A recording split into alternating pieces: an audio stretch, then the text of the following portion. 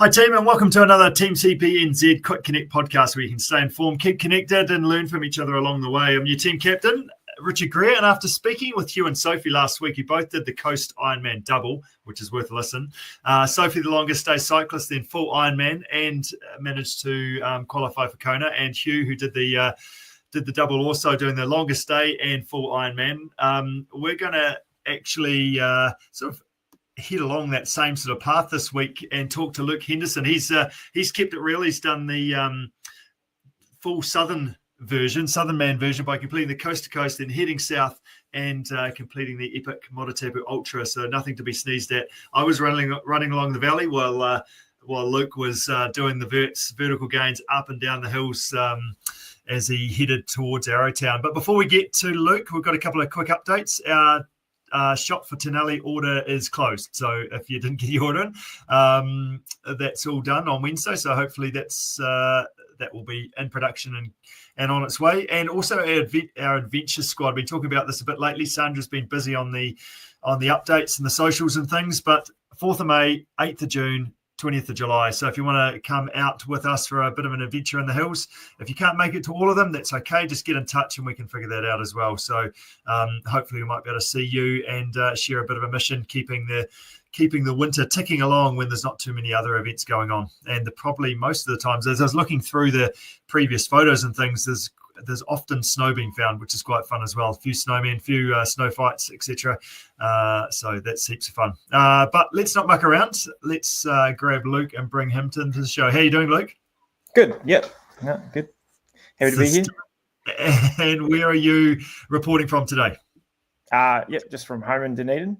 Sunny Dunedin. What's the weather doing in Dunedin? It's usually one of the first talking points of our discussions. Yeah. It's a bit cloudy today, but it's nice. It's been nice. Yeah, good stuff. And probably one of the best training areas around Dunedin, you'd have to say, in terms of the terrain. You've got to train and you've got your harbour just there. You've got plenty of hills. You've got plenty of bike rides and things to do. You're pretty spoiled down that way.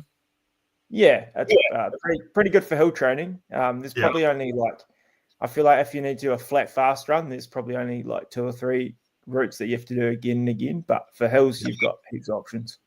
Heaps of options, absolutely. So how's the recovery gone after the coast to coast that you did in February, and then the Motatapu Ultra 1st of March? How's the recovery now? A couple of weeks later after the Ultra? Recovery's good. I did sort of my first kind of hilly or uphill run last night, and the legs actually felt pretty good for that. So that was good. Just a wee blast up Mount Cargill. Beautiful night last night. So I guess probably after the Ultra, I was pretty sore for 2 days. And then sort of on that third Wednesday, I was like, all right, we need to be getting back and moving a little bit. But that Monday, Tuesday, the legs were a bit wrecked. Pretty broken. How did the recovery go versus the coast? Which was harder to recover from? The Ultra was harder to recover from. Yeah. Okay. Yeah. I'd say I felt pretty good. I think I was more tired at the end of coast, but I recovered faster. And the Ultra, I probably felt a little bit better at the end of, but the recovery, I was sore for the next couple of days. Yeah. Yes. Yeah. Nice work. So tell us a bit about your background. So you've just done these 2 pretty sort of epic South Island events. I guess, where did they come from? What's your stepping stones to kind of do this? Because you haven't always done multisport for years and years. Tell us a bit about your background. So I guess I started out doing, I started out doing some running and CrossFit actually. I was a bit overweight and I sort of thought, I need to do some physical exercise. So I'll choose things that I hate and I'll do them until I like them. What year was that? What sort of time frames are we talking? I reckon that's 2017, roughly. Yeah. And I entered that Queenstown half. And then that first year I entered Queenstown half, I tore my ACL skiing. So then I didn't end up doing it. But then the year after I did do it, I think that must have been 2018, I want to say. Yep. And that was kind of my first, I guess, big running event. And then I think a bit after that, I entered Kepler. And I I've done Kepler 3 times, but only once on the actual course because I kept getting alternate coursed. I thought I was there. So that got me re-entering it every year for like 3 years in a row. And then I've done like Mission Mount Summers a couple of times. Like just kind of running events is what I've done, mainly because I was a student and shoes are cheaper than bikes and kayaks. Yes. So do you enjoy running now? Like since you started hating it? Yeah. No, I actually, I do enjoy it. Like I like exercising now, which is like if you told me that, 8 years ago, would have been like, what are you talking about? Like sit down. But I do. And I really do enjoy running. Like it's just good out by yourself. Like, I mean, I do most of my running by myself. I do like one group run that I do, but just like out there, just, I don't know, it's a good time just to think and like kind of relax. And then there's also like, it's good because you can have an easy run where you're just cruising. You can have a run where you're, pushing some tempo and it's like actually quite challenging and it's got like variation, get out on the hills, a bit of adventure on the weekends. It's like, it's good. But now I'm starting to add in a few different activities as well. So that's always fun. I was just looking back as part of our coaching, we do an event review and we're scrolling back. It was back to the 2020 for the Christchurch Marathon actually. So doing I did half there. I was trying to get under an hour 30, something I still haven't done, but I got pretty close this year just off no training for it. So probably in the goals coming up maybe. Yeah, that's on the list of things to do, I'm sure. Absolutely. So, that's pretty cool. So in terms of like the progression to the multi-sport side of things, you've also done a bit of paddling as well. Like paddling wasn't new to you. You've also done a bunch of canoe polo. That must help. Yeah. So I guess like that was kind of an advantage, like going into coast to coast. So kind of in terms of doing coast, I guess is that like growing up, kind of like the two, I guess, marquee events where it was always Kepler and then coast to coast. And so I'd always wanted to do coast to coast. And like you said, I guess lots of people sign up for coast to coast and then they go, right, we need to kayak. Whereas I've kayaked since I was like, I know Dad got into it when I was probably like 10 or so, and we used to just go down and muck around in kayaks at the pool. And then eventually I got into canoe polo for like quite a wee while. Like for years I've played canoe polo. So I kind of have that rolling and like just paddle skills kind of background. So getting in a very, very tippy boat was a little bit different, but nothing that I was like super, super stressed about. Yeah. Nice. And then also like this coast to coast wasn't your first multidiscipline. You like decided, okay, I'm going to do a triathlon. So last year you actually did the Challenge Wanaka 70.3 event as well. So how was your swimming? Well, I guess swimming again. I'd done swimming at like school. I was like a lifeguard was my after school job. Okay, of course. So I had done swimming. I wouldn't say I'm a great swimmer, definitely not. But I like wasn't completely unfamiliar. So I'd done that couple of half Ironmans, which was good. And like it's I don't know, it's like good doing something new, trying something a little bit different. Nice. And one discipline we haven't talked about is biking. What's your biking background? I think you started based on your mountain bike, I think, a few years ago, wasn't it? Yeah. Well, I guess I had, or like just, like most New Zealanders, like grow up biking. So sorry about the dog. And then I guess as a student, I didn't have a bike. But then, I got a mountain bike, do a little bit of mountain biking. I did the Motatapu like mountain biking event a couple of years ago. Okay. And then I got a road bike. Well, before I did those triathlon events.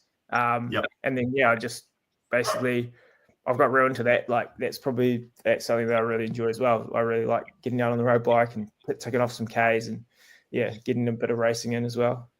Yeah, nice. So it sounds like any good multi-sporter has pretty much got a short attention span. So I'll just do a list of that. You can't get sick of anything, yeah, that's awesome. So tell us a bit about your coast to coast. How did it go? obviously you've got into a boat, so first year into a multi-sport boat, but you know how to roll, which is awesome. You've got a bit of a running back and enjoy running in the hills to Dunedin, and got that strength background as well to go and ride your bike. How did it go for you? Yeah, it went really well. I pretty much did. I went better than I thought I would go. I kind of like jokingly like set a goal like it'd be good to be top 50 because I'd looked up previous year's results and there's 50 people on the first page, and I was like, well, if you're top 50, then like people will see your name because they won't have to scroll. Like who's scrolling past the first page unless you're like deliberately looking for someone. So that was my goal, and I got that. And then so I was real happy with that. I did better than that, which was awesome. So you got, where did you get in the end? I got 17th overall in the end, in the 2-day. And yeah, that was real good. Like I wasn't really thinking about doing it. I guess I kind of like thought about being nearest to the front, but I managed to get a good run off the beach from the start and really like put the burners on for 2K. I think one of my friends said, "Oh, that must be the fastest 2K you've ever run." Like he said he was watching my split times. He saw that and he's like, "Luke, you can't run that fast. What's happened?" Uphill too. Yeah, luckily that didn't blow me up too much. I managed to get in the second bunch on the bike on that first bike ride. So the like real front guys had about, I think there was 10 or 11 in that front bunch. They had about 10 minutes on us going into the run. And then, the mountain run I'd been through once before, and it took me about 4.5 hours. And I kind of thought that I could be a wee bit faster. And you'd kind of said, "Oh, don't get too attached to that. Like you do have to run a wee bit further and stuff." But I did manage to get through in about 4 hours 10. So I was real happy with that.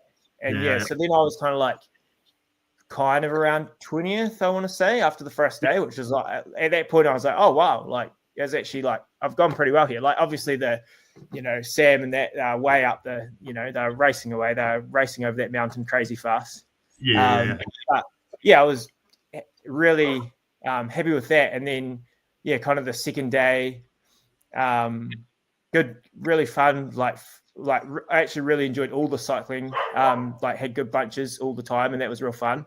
And then once I got on the kayak, and I kind of knew that kayaking would probably be all right for me. And in fact, it was probably the part of the race that I enjoyed the least, and just that it was really long, slow, quite. It's one of those things where you can see where you're going, and then it just takes ages to get there. And so, much better. Yeah, exactly. Yeah, so it's the wood. And the water was low. But I was like passing a few people. I was getting passed by some speedy team peddlers, but that was all right. So that was good. And then got on that last bike ride and just gave it everything. And then there was a few of those under 23 elites that were riding with us. And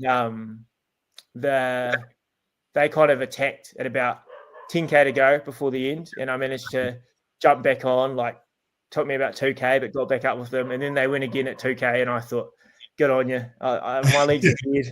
And really so I kind of just used that last K, just cruised in towards the end.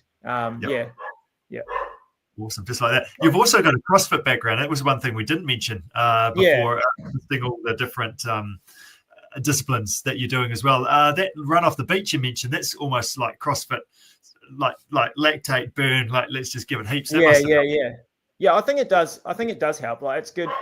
I don't go heaps of times. I don't go a lot because obviously like you're doing a lot of other stuff. So I probably only go like 3 times a week or whatever. So I'm never going to be like an elite strength athlete or anything. And there's like people that lift way more than me and stuff, but I can hold my own if there's a workout, there's a bit of running in it. It's real. It's good for like, just keeping a bit of strength. And I think it helps with like the biking. It helps with, I think it helps with the recovery as well. Like being able to sort of go again after an event or something. Like I generally don't find that I'm super sore after I do an event. Like obviously if I do a 50K ultra or something, the legs hurt, but I'm not like well, touch wood, I don't really get injured that often or anything too serious. Like, I think we're like, especially, in the last sort of 18 months, we've had a real good run where we've basically just been able to build the whole time, which has been really good. Yeah. Like CrossFit talks about sort of being a well-rounded athlete, but I'd almost have to say, look, you're probably taking that almost to the next extreme with your CrossFit, plus your paddling, plus your swimming, plus your biking and your running. You would have been almost disappointed that they didn't have 20 wall balls, 15 overhead squats, 10 handstand push-ups in each transition. Like, where are you at with that? I must say, yeah. I mean, looking at some of the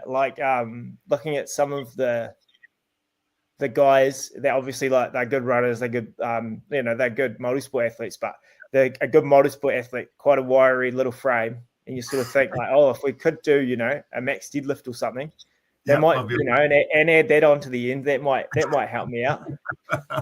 Yeah, I'm sure it would. Yeah, you just think about that.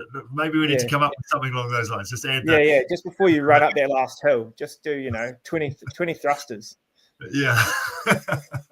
No, I think that would be horrible. I didn't even want to run up the hill. So yeah. Let's back out of that conversation. Pretend that's never happened. Terrible idea. Yeah. Awful idea. How did you go? Like, what was any sort of learnings that you took out of the coast to coast? That's always interesting to reflect on afterwards, based on how you prepared and how it went. Yeah. So I think like a lot of the learnings were around for me were that actually I think it's one of the few. Well, I'd say of the events I've done so far, it's the one that just everything seemed to go right. Like everything that I planned went pretty much bang on. Like all my nutrition, I dialed in and I felt like I took it on at the right time. And like at no point did I like feel like I was bonking or stuff. So that was really good. And like no punches or anything like that. So that was awesome. And like I felt like I was pretty much the whole time going about as fast as I could with, given, what I still had to do or whatever. So I think I paced it pretty well as well. Like I was pretty much bang on for all the time. So that was really good.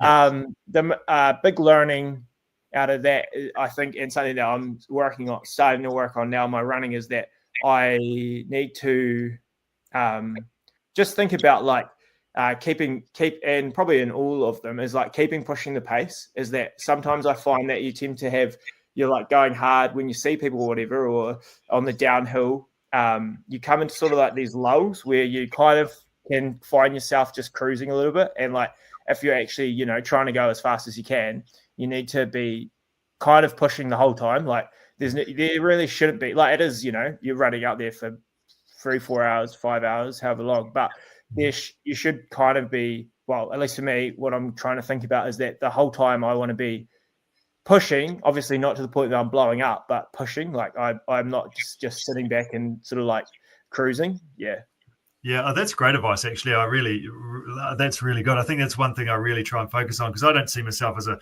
super great athlete, but think that like hopefully pretty tough mentally, just to kind of keep working hard and keep focused on what you're doing and not letting your mind drift too much. Kind of staying almost internally focused on how you're feeling, how am I going. How's my nutrition, although like what's my technique like, etc. as you're doing this stuff, and then just trying to keep it as even as you can. So, and asking yourself, can I be here? Is this the right pace for me? And then hopefully, like that's the thing at the end of the day, isn't it? If you can say to yourself, I've done as well as I possibly can and put as much effort in as I can, well then whatever the result is, because that's pretty awesome to be able to say that. Yeah, exactly. Yeah. And that's like, I think that's what I was really happy with about Coast, is that, well, looking back, given the training I've done, I don't think, like, given the conditions, that I would have been able to go, like, mate, doing it again, you might be more familiar with the course, whatever, you might pick up 10 minutes here or there. But overall, I'd say that was pretty much as on the day as good a result as I could have hoped for. So I was really happy with that. That's cool. Motatapu Ultra, had you signed up previously, or is that sort of a last minute entry? How motivated were you going into that? It was pretty last minute. I feel like I signed up. I think I'd signed up before I did Coast, because I definitely had, because I remember finishing the mountain run and I was thinking like 30Ks is probably about right, Luke. Why have you signed up for a race where you do 20 more and about 2,000 more meters of vert? What are you thinking? What's happening? So I must have signed up beforehand, but my fiance Sarah was signed up for the 15K, Okay, yeah. And so I was going to be there anyway. So I thought, I'd always I'd heard it's a pretty tough ultra. And so that kind of is like, I don't know why that sort of thing makes you think, oh, that'd be pretty cool then. I'd signed up, but I'd only signed up about a month out. And I'd sort of knew that my whole plan was like, oh, well, you're pretty fit from coast. So you'd probably I'm not going to be able to get in a lot of training. Obviously, coast is like a month or 3 weeks before. So like pretty much, 2 weeks I just had cruising, and then I guess I did like 1 or 2 runs in that third week, and then it was like go time. But I kind of thought, oh, well, you're probably fit enough. I knew I would be able to get over the course. It was more just like, oh, well, how long will it take? And I was happy to be out there all day. So, yeah. So that question that we talked about before about pushing as hard as you can and being so constantly focused on it, was that still what you were going for with Motatapu, or was it more just I'm just going to have a big day out and just enjoy it a bit more? It was definitely more a complete than a compete. So yeah, definitely more that day out of the hills, enjoy it. Like on the first 2 climbs and stuff, I was taking some pictures, and I kind of did that with my phone just to take some time. More like they're probably terrible pictures and I'll never look at them, but it was more like, if I do that, then I'm taking some time, at the top of the hills. I'm making sure I'm not going too fast. I'm not getting caught up in trying to catch people and stuff. And it was still it was a big day out. It was nearly 9 hours on the feet. So, and a pretty early start getting the bus over from Arrowtown. But yeah, it was really awesome. And it was cool just to, it was cool just to see that, part of New Zealand, and with a bunch of other people, have some aid stations set up, and it's always good. Yeah, that's awesome. So Coast went pretty much to plan. How would you say Motatapu went? Did there anything sort of went awry amongst Motatapu, or was it pretty much to plan as well? There probably wasn't as much of a plan going in. In terms of Coast, I was pretty kind of new. This can take this long. This can take this long. Here's what I needed each aid station, and so I had everything dialed. With Motatapu, I'd kind of been like, all right, well, I've got to take 2 liters worth of. You had to take 2 liters worth of carrying capacity for hydration, and so I kind of filled that up with that pure race fuel stuff. And I sort of knew that then at the aid stations they had pure electrolytes, so I'd fill up on that. But I didn't really have a great plan. And at the third aid station, so the kind of third hut on the track, so you've done 3 of the 4 climbs at that point, and you're about halfway. But actually, well over in terms of the time, you're well over halfway. Just because you've only got 1 hill to go. And I think you could, so because of they have to helicopter the water in to the aid station, so they kind of have strict limits on you could only take 500 mils at the first one, and then I think it was 1,000, and then a liter, and then another liter. And I only took 500 mils at that third aid station, and I should have it was because one of my flasks was just in my back, and I couldn't be bothered getting it out. And I should have taken the full liter because I was pretty dry up over that last climb, and I felt like I was losing a bit of time, people were passing me. And then got down to the river, and then from there out, I was basically just sipping on water the whole way, and that really made a huge difference. So definitely got a bit dehydrated, I'd say, on that, which was suboptimal. And probably another thing, obviously I was not racing, but I wanted to go, I was somewhere between 8 and 10 hours. So I was kind of bang in the middle. But if I was to do it again and try and do better, I would be thinking more about practicing some downhill technical running, and again, not making pushing myself on that. In last night's run, we were coming down from Mount Cargill, we're really pushing the pace, and it was kind of cool. It's probably one of the first times where I've actually run downhill intentionally, trying to go fast, keeping my heart rate high. and like I was pushing on the downhill, and that was like, like probably something that like looking forward is a place where I can make up a bit of time and like pick up a bit of, I guess not free because it's obviously I'm not getting that rest that I was getting, but it's like a good place to pick up a bit of time and speed and stuff. It comes down to a confidence in your body thing too, doesn't it? To be able to know that my foot's good and my ankles are good within that, so you're strong enough. But also, like with those, like your Thursday night group run, you guys get all around the place in Dunedin. Quite cool to have others to chase, and that makes it quite fun as well to sort of rip down the hill. Bit of danger. It's probably just about dark, was it as well, or was it? No, it was still light last night. We're not quite in head torch territory yet, but we're getting close. It's always the sad first run of the year where you have to take turn the head torch on. But we're getting close. Daylight saving will definitely get us, I think. Yeah, that's right. Back in the old days, my first ever run was the Three Peaks mountain race that you did around Dunedin. And in a training run, I was running down there doing exactly what you did, and I was running too close behind somebody and didn't see the trail properly and fully face planted and skinned my knees and hands and stuff like that. So your skin, you're all still good? I'm all good. I didn't trip last. I've done that down that track though. So a couple of times, come home from the run and been like a bit bloody and there's a few. I mean, they've actually, definitely since you would have done it, but they've actually put a bit of work gravelly, so it's a bit of a smoother. There's not as many like sticky yardy rocks now, so it's a bit of an easier rundown. Yeah. But it only takes like a 2 centimeter, 1 centimeter rock. Exactly. It's the one you trip on. It's definitely, and definitely that's when you can, I guess, like lose focus and you're not quite picking your feet up. That's something I feel I'm always saying to myself when I'm running is pick up your feet. Like, don't be just scuffing your toes along because that's when you're going to trip over. Yes. Last question. Our toast question. Coast and Motatapu. How toasted were you after the coast, and how toasted were you after Motatapu? After coast, I reckon I was like I was probably 3 or 4 for both of them. Okay, right. So pretty toasted, but not burnt. You were still managing there. You're okay. Yeah. I was still managing.